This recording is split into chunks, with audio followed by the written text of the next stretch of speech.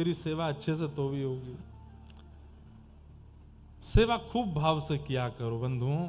आपका सौभाग्य है कि आपको ठाकुर जी ने यशोदा बनने का सौभाग्य दिया, आपको ठाकुर जी ने नंद बाबा बनने का सौभाग्य दिया। आपके यहाँ लाला बन के आए हैं तो वैसी सेवा करो जैसी लाला की होनी चाहिए।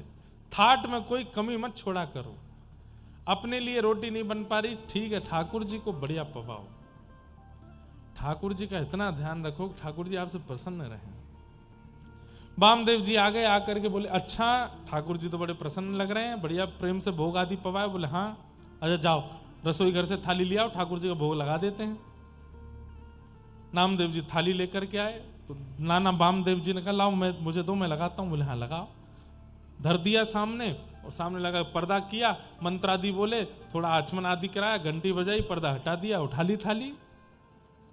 नामदेव जी बोले नाना जी क्या किया? बोले भोग लगाया। बोले खाया तो कुछ भी नहीं। बोले ऐसे ही भोग लगता है? बोले मैंने तो ऐसे नहीं लगाया था। बोले तो तुम कैसे? बोले हमारी तो थाली भीतर जाती बिल्कुल साफ होके बाहर आती, सब पाते ठाकुर जी।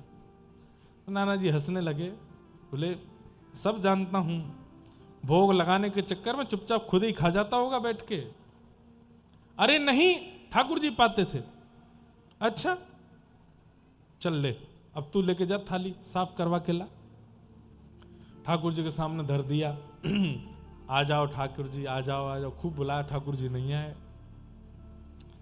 बोले मैं अकेला था तो आ गए थे, उससे मिला क्या? कुछ भी नहीं, आप खा पी के चले गए। अब इनको कैसे विश्वास होगा कि आप आए थे? इनके सामने आओ ना। ठाकुर जी नहीं आए। पीछे खड़े खड़े नाना जी हंस रहे थे। नामदेव जी को बड़ी पीड़ा होने लगी, छुरी उठा ली हाथ में और गले पर रख ली अपने। बोले या तो प्रकट हो जाओ, नहीं तो अभी अपना सर धड़ से अलग कर लूंगा, अभी काट के प्राण त्याग दूंगा। ठाकुर जी नाना जी के सामने प्रकट हो गए और प्रकट होके बोले बड़ा जिद्दी है भाई तू, तेरे लिए हम 3 दिन में आ गए, उससे संतुष्टि नहीं हुई, अब नाना जी को देखा। बोले इनको विश्वास ही नहीं होगा। पीछे देखा तो नाना जी तो मूर्छा में आ गए, आंखों से अश्रु बह रहे हैं।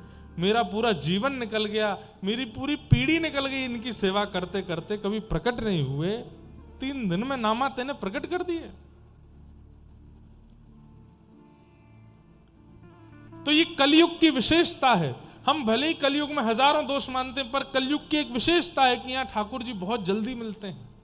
बस पुकारने वाला कोई नामदेव जैसा हो, पुकारने वाला कोई भक्तिमती मीराबाई जैसा हो, पुकारने वाला कोई नरसिंह मेहता जैसा हो।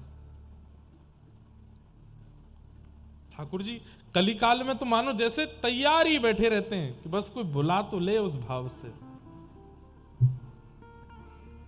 हम इसी उद्देश्य से कथा सुनाते हैं और कहते हैं, यही उद्देश्य होना चाहिए। इसी में ही कल्याण है कि एक बार अपने संपूर्ण जीवन काल में आपने बुलाया और ठाकुर जी आ गए। बस इसी पुण्य के लिए हम कथा सुन रहे हैं। एक बार ठाकुर जी को प्रत्यक्ष अनुभव करना है।